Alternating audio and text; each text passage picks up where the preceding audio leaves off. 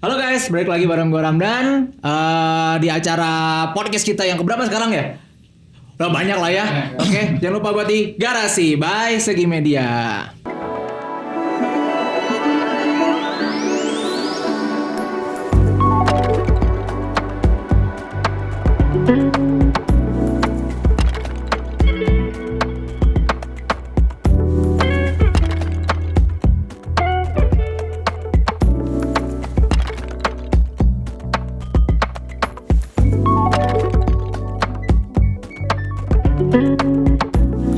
Oke, kali ini beda sama episode-episode sebelumnya ya. Dimana biasanya, ini baru pertama nih kami. Kita pertama badan narasumber. Dulu biasanya kan sama tektokannya sama Agung. Oke. Sekarang kita mencoba hal yang baru deh. Bosan sama Agung mulu kan ya. Penontonnya nggak mungkin pada bosan. Oke, sekarang di sebelah gue udah ada di sini Kang Ahmad Dayari atau lebih lebih akrab dikenal dengan sebutan Kang Aday ya. Kang Aday. Oke, Kang Aday. Kalau saya nih, saya kan tahu nama Kang Aday itu ketika saya kan dulu kuliah di Solo. Setelah kuliah dari Solo, pulang ke sini ngobrol sama anak-anak, lihat nih perubahan-perubahan di Cucurug. Terus sempat main ke tempat makan ngobrol sama teman si Arya tuh. Katanya sempat ngomongin masalah kegiatan-kegiatan seni di sini. Iya. Dan salah satu nama yang emang sering kesebut itu Kang Aday lagi. Sampai saya kan nggak kenal ya awalnya. Saya kan nggak kenal ya awalnya. Siang mana sih Kang Aday itu? Gitu. Akhirnya ngobrol sama anak-anak dan ada kesempatan buat ngundang Kang Aday. Akhirnya sekarang kita ketemu di sini. Gitu. Alhamdulillah ya. Ya alhamdulillah Kang. Kalau dari saya kan gitu nih. Kalau Kang Aday nih, dari Kang Aday sendiri pengennya dikenal dengan apa sih? Kalau saya nih, ya Kang Aday saya lihatnya pegiat seni. Iya. Ya, ini makasih dulu udah diundang ke sini ngobrol sama teman-teman. Kalau sendiri sih ya pengen disebutnya, saya lebih senang pengajar sih sebetulnya. Kenapa? Karena memang dari dulu punya cita-cita memang pengen jadi pengajar gitu ya. Pengajar, bukan pendidik ya. Karena saya membedakan antara pengajar dengan pendidik. Kalau ngomongin pendidik kan harus ada etika yang diajarkan ke seseorang, harus ada norma yang diajarkan ke seseorang, ya itu. Kalau pendidik mah biasanya di sekolah, kalau pengajar kayak kursusan kan itu ngajar juga, tapi dia hanya transfer ilmu bentuknya. Nah gitu. Tapi saya juga waktu itu ngajar di sekolah, terus sekarang mah lebih fokus di kampus aja lah gitu, ngajarnya di kampus. Dosen ya berarti ya sekarang? Ya dosen lah gitu. Juga, ya. Gitu. Terus ya lebih baik disebut seperti itu. Kenapa? Karena kalau seniman kayaknya di wilayah kesenian berat banget gitu ya, disebut seniman tuh juga kiai gitu kan, juga kiai seni yang paling dilulukan gitu. Lu gitu. Yang paling diempukkan gitu. Kalau dalam bahasa kesenian mah seniman itu tinggi banget posisinya. Terus kalau pekerja seni juga kadang ada idiom pekerja jadinya harus making money terus ya, jadi duit wae gitu kan ya. Karena gitu. Kerja konotasinya adalah ke penghasilan ya gitu. Ya, tapi apapun yang disebut ke teman-teman ke saya pribadi gitu, tapi ya memang saya dari dulu di Cicurug ini khususnya memang bergeraknya di ekonomi kreatif, kesenian dan kebudayaan gitu. Itu sih kayak mungkin ini yang bisa saya lakukan gitu kan di sini. Kalau dulu kuliah di Bogor, di Bandung gitu kan, ketika saya pulang ke sini ya kayaknya yang ngelakuin itu aja deh. Karena kan kalau berpolitik ngerti gitu ya, nggak bisa. Walaupun kadang saya sering berkecimpung juga di dunia itu. Coba untuk nyemplung benar ya. Tapi di wilayah netralnya gitu kan. Kenapa? Karena memang kita harus tahu hal-hal kayak gitu. Kalau kita buta malah kita nggak bisa bergerak nantinya di dalam sana. Dan nggak gitu. bisa ngamatin, nggak bisa ngasih masukan juga. Betul, kita harus tahu itu. Terus sampai hari ini mungkin berkegiatan di Cicurug ya masih banyaknya berkesenian aja. Seni ya? Iya. Berkesenian. Makanya nih emang Kang Aday itu terkenal nih yang pertama nih. Tadi juga aktif di teater ya? Iya, betul. Teater. Sekarang nih yang paling saya sering lihat itu si Suara-Suara Pabrik itu. Ya Suara Pabrik. Kemarin. Terus juga ada art director juga. Ya. Volume Escape. Iya, Volume Escape. Di Volume Escape juga. Terus di mana lagi ya directornya selain di Volume Escape, ada lagi nggak? Kalau di Bogor dulu gitu ya sampai sekarang juga ada beberapa teater di Bogor gitu kan. Terus MC juga. MC. Ya. Masih sampai sekarang MC? Masih. Itu mah duniawi ya tuh. Duniawi. WO juga ada. Gila banyak banget. Sumpah ini bisa dibilang apa ya? Inspiratif sih buat kita ya. Cuma nanti kita tanya lebih jauh lagi nih ya. Dosen juga. Dosen di sekarang. DKP ya atau di DKP Universitas Saputra. Berarti ngajarnya apa tuh kalau dosen? Karena ada ngajar bidang apa? Kalau aku sih fokusnya kebudayaan. Oh, di kebudayaan juga. kebudayaan. Terus yang kemarin saya juga baru tahu nih pas nyari-nyari nama Kang Adai, ada juga ternyata posisi di Kemendikbud juga ya. Ya, penggiat budaya Kemendikbud. Penggiat budaya. Berarti memang budaya dan itu juga memang Kang Adai bener-bener berkecimpung di situ tuh. Udah mulai banyak makan asam garam lah istilahnya. Nah, ini nih.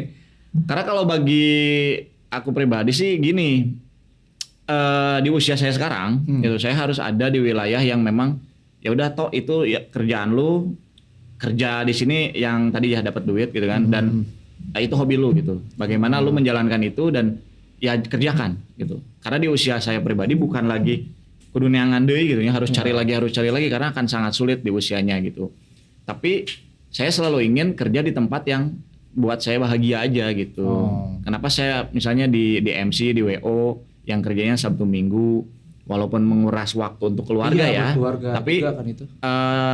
Ikut bahagia di acara bahagia orang lain itu menyenangkan gitu. Itu kalau menurut saya gitu. Terus kesenian kebudayaan saya di Kemendikbud Ristek jadi penggiat budaya Kabupaten Sukabumi itu juga yang saya senangi ya. Saya jalan-jalan bekerja ke kampung adat di Sukabumi misalnya, ke beberapa kegiatan kebudayaan, walaupun capek tapi nikmat. Tapi nikmat ya, rasanya nikmat. Capek yang seneng gitu, ya, capek yang seneng ya. Dan dapat duit. Itu intinya juga ya, karena kan apa ya itu harus menghasilkan. Saya sudah berkeluarga, itu harus menghasilkan. Bagaimana saya keluar mengerjakan apa yang saya lakukan, nah itu dapat duit. Nah makanya beberapa tahun terakhir itu saya mencoba mendalami yang namanya industri kreatif. Bagaimana si wilayah kreatif ini tidak hanya menjadi hobi, namun itu harus bisa menjadi penghasilan lebih ke orang kreatifnya tersebut. Dan sementara sekarang di Indonesia saja industri kreatif itu sudah sangat diperhatikan, sangat diperhatikan. Teman-teman saja misalnya di wilayah media seperti ini, televisi dan radio itu kan menjadi bagian dari 17 subsektor ekonomi kreatif. Dan masa kalian ini bukan lagi masa, kalau kami kan dulu masa berdarah-darah ya, masa berdarah-darah berkesenian teh, wah anjing yang penting aing mentas gitu nya, yang penting berteater. Kelihatan dulu gitu loh. Nggak peduli tujuannya apa, yang penting nyampe dulu lah gitu, kelihatan dulu. Ya sangat seniman banget lah gitu ya. Tapi sekarang saya mencoba menularkan virusnya itu, bagaimana teman-teman berpikir apa yang teman-teman lakukan itu harus diapresiasi. Gitu. Jadi jangan sampai ya istilah kia.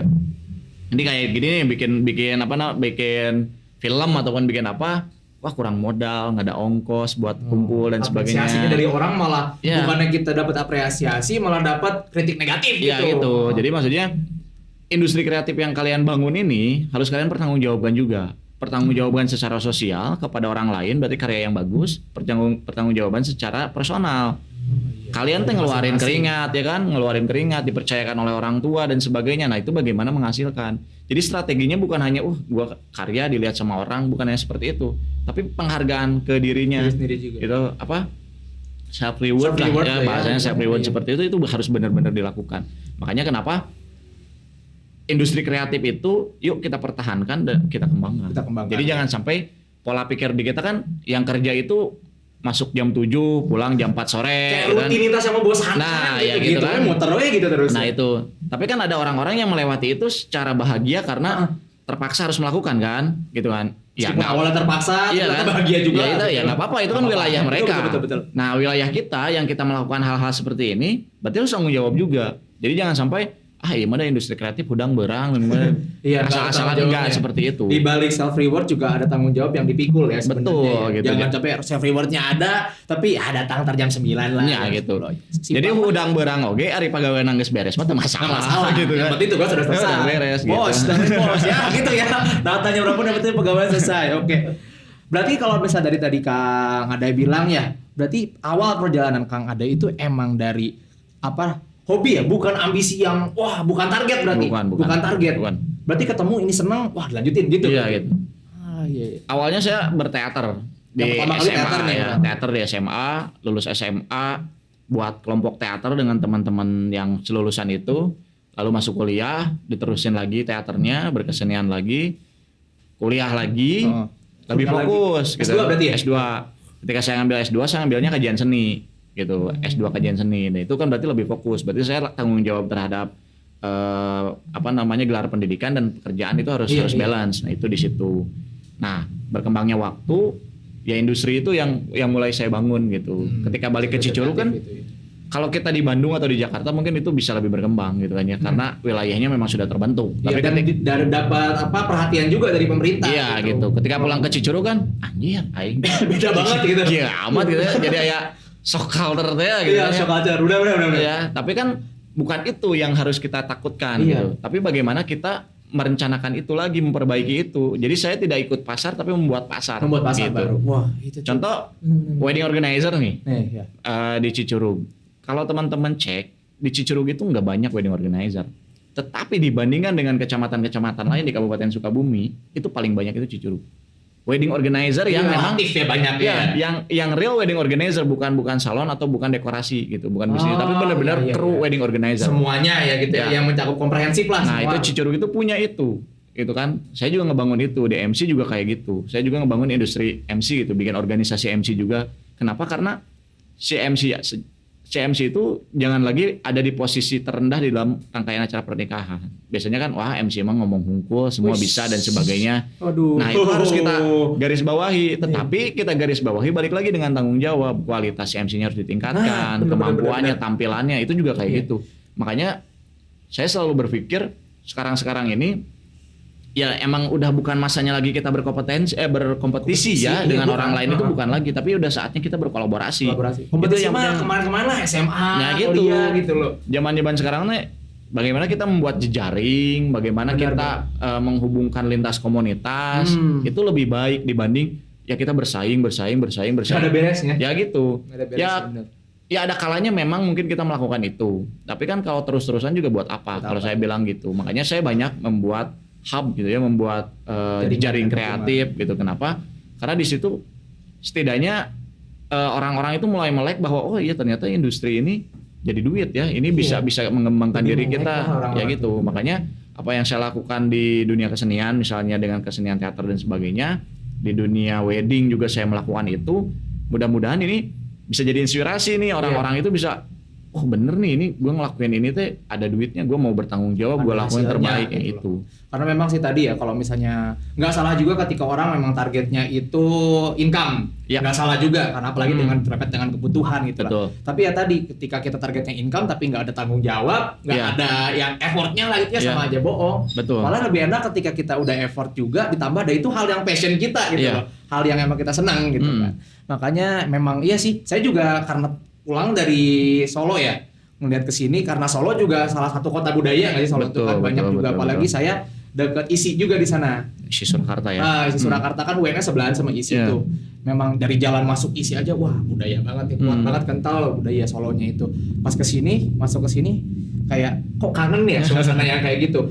Itu karena saya lihat dari luar. Tapi kalau udah ketemu ngobrol sama anak-anaknya ternyata kok oh ini memang lagi sedang dibangun gitu. Maka dengan muncul nama Kang Ada yang berkali-kali itu memang mulai apa ya, oh ternyata memang kayaknya harus ditanya nih. Kalau sempat emang harus digini nih. Iya. Terus terkait sama tadi apa sih namanya kesibukan yang banyak, mana sih yang paling menunjang dari semua kesibukannya? Maksudnya yang jadi prioritas utama deh misalnya. Secara finansial ya? Secara finansial. Kalau secara finansial wedding, bisnis wedding itu sangat menggiurkan. Kenapa? Karena selama MUI tidak mengharamkan pernikahan kayaknya. Coba diharapkan. Gimana? Gitu. Karena gini, mungkin akan terjadi suatu saat menikah? Bukan haram, tapi orang enggan menikah. WO nggak bisa gawe kalau kayak gitu. Barat contohnya, orang Amerika, orang Inggris atau di luaran sana, mereka sudah tidak mementingkan pernikahan kan? Jepang tuh apa yang paling ya kan di Jepang gitu. Makanya jangan buka bisnis WO di Jepang. Bisnis lah di Indonesia. WO di Jepang datang lah ke Indonesia. Jangan kurang. Nah itu maksudnya karena itu mungkin ya, tapi kayaknya akan berpuluh-puluh tahun yang akan datang gitu kan. Itu mungkin. Cuma kemungkinan tetap ada, nggak nol. Iya, kemungkinan ada. Karena ada beberapa kota yang kalau teman-teman tinggal kayak di Jakarta, mungkin beberapa orang sudah buat apa wedding, buat apa nikah misalnya gitu ya. Ya udah kita berkehidupan sehari-hari dengan laki-laki atau lainnya, itu memang nggak terserah pemikiran mereka gitu kan ya. Tapi karena kita diuntungkannya satu lagi, kita di timur dan kita beragama, budaya timur tetap kita menghargai itu gitu, nggak boleh religius, kita lebih concern ke arah sana juga gitu. Nah makanya WO di sini masih beruntung kayak gitu. Terus bisnis ini menariknya adalah ya itu dia, jadi menjadi sesuatu yang kebutuhan primer sebetulnya gitu. Pernikahan itu kebutuhan primer gitu kan. Teman-teman pasti setiap minggu ada aja undangan. Iya, Kawannya nikah, temannya nikah. Nah itu kan lah. Itu kan ladang bisnis bagi kami gitu, ladang bisnis bagi kami. Nah, jadi itu yang menurut saya bagian finansial terbesar mungkin pemasukannya itu. Dan menunjang ya. Dan sangat menunjang gitu karena dari WO itu akan banyak lagi cabang pekerjaan lain gitu. Terus mungkin yang ngajar itu dosen dan juga sekarang di Kemendikbud juga kita lagi kerjasama untuk pendataan kebudayaan di Kabupaten Sukabumi itu juga. Tapi karena kontrak ya, jadi kontrak cuma setiap tahun kalau kerjaannya ada diperpanjang, kalau enggak ya enggak gitu. Sekarang ini udah tahun kedua dilanjutin. Di Kemendikbudnya. Kemarin sempat bingung sih, bukan bingung ya, ada pertanyaan gitu masalah kalau sektor seni ini yang megang sebenarnya pariwisata apa Kemendikbud? Nah itu apa tumpang tindih apa enggak sih itu? Sebenarnya dua-duanya. Kalau misalnya kita bilang kementerian ya ini tingkatannya kementerian. Kementerian Pariwisata membawahi kesenian juga sebagai industri. Oh, ya, jadi sebagai industri. Yang sudut pandang industri bukan kebudayaan yang dilestarikan gitu. Nah, itu tugasnya Kemendikbud. Jadi Kemendikbud sebagai regulasi aturan-aturannya, pengembangannya itu di Kemendikbud. Udah jadi nih dijual sama pariwisata. Itu kayak gitu. Jadi memang perencanaan apa-apa semua di Kemendikbud dulu nih. Ya, gitu. Pelatihan, kajian, perbaikan dan sebagainya itu di kebudayaan karena memang kan seni itu bagian dari kebudayaan. Karena ada 7 unsur kebudayaan, seni, budaya, politik dan lain-lain. Itu diperbaiki, dirancang, dibangun dan sebagainya. Setelah jadi packagingnya dibuatlah industri masuk pariwisata. Itu sebenarnya kenapa ada 2 kementerian itu juga gitu. Berarti bukan tumpang tindih, malah saling sinergi ya. Harusnya gitu. Nah, kalau di daerah itu Dinas Pariwisata Kabupaten Sukabumi ada dan juga Dinas Pemuda Olahraga Budaya, Pemuda dan Olahraga. Gitu. Wah, emang ini nggak salah ya kita sebagai pertama nih. Oke. Sekarang daging banget. Tapi bener Kang ya dengan semuanya, dengan tadi yang paling menunjang si WO, terus yang lainnya juga ternyata nggak kalah pentingnya gitu ya. Karena kan tadi akan kerja dan mengerjakan semua hal itu dengan dasar emang senang aja. Modal utamanya itu. Nah sekarang senangnya si bekerja itu ngeganggu nggak sih kesenangan bersama keluarga? Nah ini nih. Nah. Istri saya orang kesenian juga. Ya gitu. Istri saya orang kesenian juga. Dia ayahnya dalang, dianya sinden gitu kan. Tapi jangan berpikir kayak gini. Orang selalu berpikir, si Adai mah cocok katanya seniman yang seniman. Banyak ininya itu. Cara berpikirnya nggak kayak gitu sebetulnya. Malah seniman yang seniman teh malah dulu kalau dulu ya boga cita-cita kawin itu sebetulnya yang orang sastra Inggris, orang ekonomi. Pengennya kenapa? Biar mereka bisa nge-manage kita. Kalau anak-anak ekonomi kan kita karya, mereka yang manage. Berpikirnya kayak gitu sederhananya. Terjebar teuing lah gitu, tadi abur teuing istilah Sundanya ya. Anak-anak bahasa Inggris juga gua keluar negeri translatornya kata orang bahasa Inggrisnya jore gitu. Misalnya gitu. Tapi memang jodohnya dengan seniman. Tapi di sini kalau tadi bilang ada nggak gitu hal-hal yang bukan mengganggu, berarti jadi kepentingan keluarga itu terganggu. Waktunya lah. Ya sebetulnya ada sangat gitu sangat. Tapi si istri ini bagaimana kita ngasih? Nah kalau misalnya karena jenjang kita misalnya kalau gua kan udah nikah gitu ya. Di pernikahan itu asal kita bisa memberikan pengertian sama mereka gitu. Kenapa? Karena di perjanjian awal ini saya paling ingat. Ketika saya selesai menikah dengan istri saya itu hal yang pertama saya bilang ke istri saya adalah jangan pernah ganggu ketika saya berteater kalau dulu gitu. Jadi orang rek main teater kumaha wae ulah diganggu. Saya perjanjiannya kayak gitu. Itu 4-5 tahun yang lalu. Mungkin janji itu sudah dilupakan ku istri orang. Pokoknya nama mana indit kalau walimah jadi duit karang. Gitu. Coba nanti nonton ada dikit curhat nih. Coba sokan gitu. Itu dulu. Ini juga sebagai seorang istri saya karena dia tahu kesibukan saya dari dulu mungkin ya. Asal ya itu tadi balik lagi ke tanggung jawab kita. Kesadaran kita bahwa suami gua kerjanya berkesenian dan kebudayaan, tapi dia juga menghasilkan. Nah, istri akan sadar seperti itu. Nah, maka saya selalu bilang tanggung jawab ketika gua tanggung jawab ke pekerjaan gua, istri diperhatikan dan kita kan juga bisa nge-manage waktu ya. Saya juga udah punya anak. Ketika saya misalnya hari apa saja yang akan saya berikan ke keluarga, hari apa saja untuk kerja. Karena banyaknya Sabtu Minggu kerja biasanya diambilnya di hari-hari lain gitu. Jadi itu mah tergantung ngatur waktunya sih. Tapi kalau sampai sekarang oke-oke aja sih gitu. Karena Oke aja. kadang gini juga, misalnya hari Sabtu Minggu gawe nih, itu istri itu ikut karena dia juga bagian dari acara itu gitu. Ikut juga. Ikut Oh, iya, juga. itu. Kalau gitu berarti seenggaknya ada sesuatu yang sevisi lah ya. Iya gitu. Terus kan kalau kerja wedding itu kita nggak totohan kayak di perusahaan mungkinnya akan mengerjakan sesuatu yang sama-sama, tapi kalau wedding ya happy aja karena kan kita ada di partinya seseorang ya, ada di pestanya seseorang, jadi Merasa ikut bahagia ikut juga. bahagia aja, ikut senang-senang Kalau juga. Kang Ade gitu. mah rasanya ikut bahagia, saya mah pengen Kang nih mah belum waktunya nih. Nantilah di Aku Bahagia Nikah akan buka paket yang langsung dengan ini nih. calonnya gitu. Dijodohkan gitu Jadi ya. tinggal dipilih calonnya nu mana.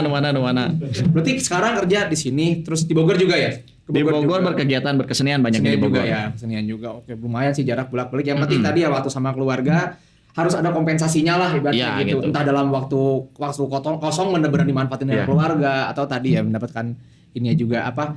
Ya hasilnya lah gitu Ya, lah, betul. dari situ juga.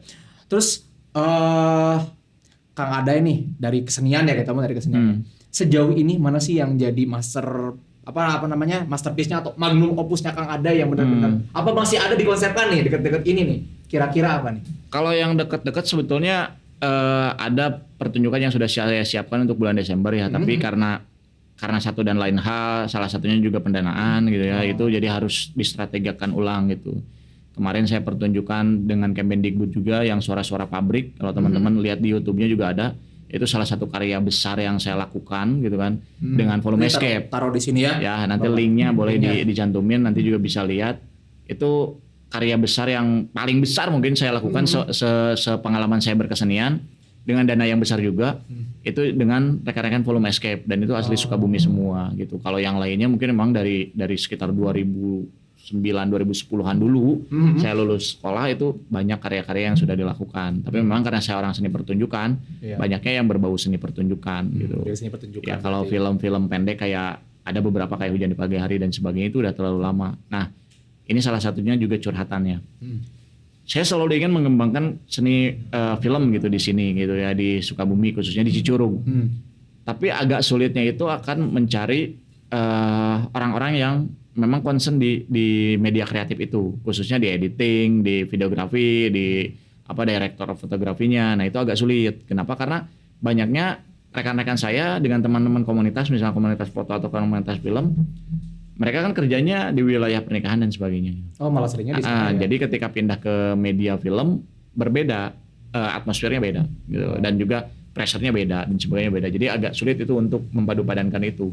Tapi alhamdulillahnya sekarang kalau lihat di daerah sini banyak juga komunitas-komunitas film yang berangkat dari eskul, misalnya dari eskul di sekolah, kayak di Semansa Cicurug ada, misalnya di Esman Parung Kuda juga ada. Nah, mereka juga mulai ke situ gitu.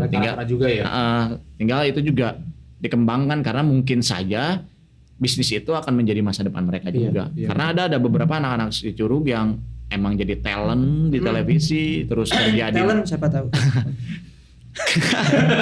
terus juga kerja di media kreatif, di film, di broadcasting itu ada. Ada ya. Tapi memang mereka kan Tinggal dikumpulin berarti kalian. Ya itu. Karena mereka kerja posisinya, jadi kalau untuk pulang ke sini juga dikumpulin juga, ya paling juga sharing aja gitu. Kalau belum misalnya, sampai merencanakan sesuatu ya, yang gitu, lebih ini lah yang ya. lebih besar. Karena kalau mereka bikin produk, ya mungkin Segi nanti, Segi. Segi ini juga mungkin bisa jadi ya pendokumentasian kegiatan-kegiatan di Cicurug, di Sukabumi khususnya kegiatan-kegiatan kebudayaan. Apalagi kan kalau sekarang menjelaskan program-program kebudayaan atau kesenian itu tidak harus di media yang konvensional ya, tapi media-media seperti banyak banget media. Iya kan, media yang seperti kalian buat itu menarik bagi saya. Karena saya dulu bikin Info Cicurug dulu. Oh, Info Cicurug. Pertama bikin pas zaman-zaman Twitter. Twitter. Nah, Twitter kan ada, kalau kalian lihat misalnya ada Info Cicurug, ada Info Sukabumi, ya Info Bogor dulu, info-infoan kayak gitu. Saya bikin dulu Info Cicurug. Akunnya tapi leungit. Karena nggak seka urus. Dulu mau dibeli sama teman-teman Info Sukabumi. Tapi ya karena akunnya udah nggak ada kata saya teh. Akhirnya mereka bikin yang Info Info Sukabumi Utara, mereka bikin itu. Masih yang di utara ya. Sekarang kita ngomong ke Encah yang lebih dekat ya, yang paling dekat sama Kang Ade dan saya juga gitu sebagai orang Cicurug.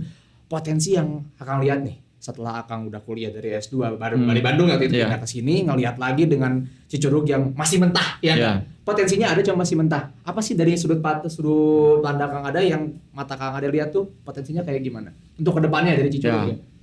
Cicurug itu kan heterogen orang-orangnya ya. Terus kita ini orang-orang bekas imigran gitu. Kenapa bekas imigran? Karena kamu deh kuliah di Solo, kayaknya pulang ke sini. Ayo pindah Cicurug rek nanaonan. Nah, seperti itu. Banyak Cicurug mah, ada teman-teman dari Bandung, teman-teman dari Jogja, teman-teman dari Medan gitu. Ketika pulang mereka bingung. Tapi ada yang beruntung mereka bertemu dengan komunitas, melakukan sesuatu. Ya, entah itu jadi ladang pekerjaan, entah itu untuk meluapkan ekspresi mereka. Ada yang seperti itu. Ketika ketemu komunitas yang meletek lah ya, yang cocok itu, nih. Salah satu potensinya itu, orang-orangnya bermacam-macam, terus wilayahnya menarik kalau menurut saya. Menarik itu kenapa? Semakin banyak tempat nongkrong, semakin banyak tempat berkumpul, itu aman. Kreativitas bisa terus berjalan, diskusi masih terus bisa dilakukan. Nah itu menarik gitu. Jadi Cicurug seperti itu. Banyak komunitas di Cicurug itu. Banyak komunitas. Namun yang sekarang sulit itu adalah ruang ekspresinya gitu. Nah, jadi sarananya mau dikemanakan. Terus kan di kita itu masih berpikir orang-orangnya kolot ya. Tidak terlalu mudah untuk cara berpikir untuk menerima sangat konvensional untuk menerima apa yang dilakukan, perubahan, kritikan dan sebagainya itu tidak mudah. Nah itu salah satunya yang harus diperhambatnya. Tapi sangat berpotensi sebetulnya Cicurug itu sangat berpotensi. Baik itu di wilayah kreatif, di wilayah apa ya, cara berpikir orang-orangnya. Asal ya ini teh kita harus punya ruangnya, bagaimana membuat kolaborasi itu, dan orang-orangnya harus dididik untuk mau berkolaborasi. Gitu. Karena kan kolaborasi juga kadang orang-orang itu berpikir bahwa buat ngapain sih gue gini-giniin, gue sendiri aja. Gitu. Nah gitu, banyaknya seperti itu. Gitu. Jadi ya profit yang dicari, tapi mereka tidak tahu benefitnya ada gitu. Jadi lebihnya ke profit. Karena memang kita kan dididiknya untuk jadi pabrik. Kalau di sini mah, ya kan di sini mah pabrik banyak ya, banget. Nah gitu. Itu mempengaruhi pola pikir manusianya gitu. Jadi orang-orangnya berpikirnya, oh kerja. Ya samalah kayak yang suka kerja. Benar sih. Kerja doang, mikir enggak. Itu kerja aja, tapi nggak mikir masa depan lebih jauh. Mikir masa depan buat besoknya aja, buat makannya. Nah gitu. Banyak kan kayak gitu ya. Itu banyaknya Cicurug kayak gitu. Iya. Jadi itu mungkin poin yang harus jadi titik apa ya, perhatian kita semua lah, karena emang harus dari segala pihak juga kan. Pemudanya lah, orang tuanya juga lah harus mau dengar kritikan anak gitu. Anak tuh mengkritik karena ya tadi kita sempat ngobrol juga sebelum di podcast ya, kita ngomongin masalah regenerasi dan lain-lain ya, harus ada suatu gerbang yang dibuka gitu. Betul. Orang tua juga harus memberikan gerbangnya juga. Ini menarik banget nih, kalau kayaknya harus berapa sesi gitu omongan banyak banget yang diomongin nih tentang pendidikannya, pengen banget kita ngomongin. Dan mungkin kalau bisa nanti ada, mudah-mudahan ya teman-teman yang bisa lihat dari sini juga podcastnya juga bisa apalagi orang Cicurug bisa lebih tertarik, atau misalnya memang wah ya udah saya pengen menginisiasi, mungkin nanti bisa langsung kontak Kang Ada juga, atau ada ide-ide apa, atau kalau kita juga ke Segi juga kita terbuka banget sih. Terakhir yang pengen saya tanyain, identitas yang pengen ditunjukin menurut Akang nih dari Cicurug tuh berapa kata ya? Ya terserah deh Kak, atau kalimat yang kira-kira menggambarkan identitas Cicurug yang ingin dilihat di mata publik menurut Kang Ada. Kreatif sih kalau saya bilang. Kreatif. Cicurug itu harus jadi kota kreatif. Jangan jadi kota macet. Kenapa? Karena sejauh ini itu identitas ya soalnya. Macet itu arbiter ya, mana suka artinya kemana-mana. Kenapa? Macet cara berpikir manusianya, ya kan? Macet cara tindak tanduknya. Jadi mereka susah berkembang itu ya. Jadi mudah-mudahan suatu hari kreativitas di Cicurug bisa semakin berkembang. Amin. Kita doain sama nggak cuma berdoa, kita juga sama-sama ngebangun nih. Betul. Segi juga bisa ikut bercampur tangan dan membangun Cicurug jadi bagian itu. Oke. Itu karena makasih banyak ya buat hari ini. Banyak banget insight-nya. Thank you banget. Oke, gitu aja teman-teman ya. Jangan lupa kalau misalnya kalian memang suka, like and subscribe juga, dan kalau misalnya ada kritik, saran atau pertanyaan mungkin nanti bisa kita tanyain. Oke, gitu aja untuk hari ini. Sampai ketemu lagi nanti. See you and Godspeed.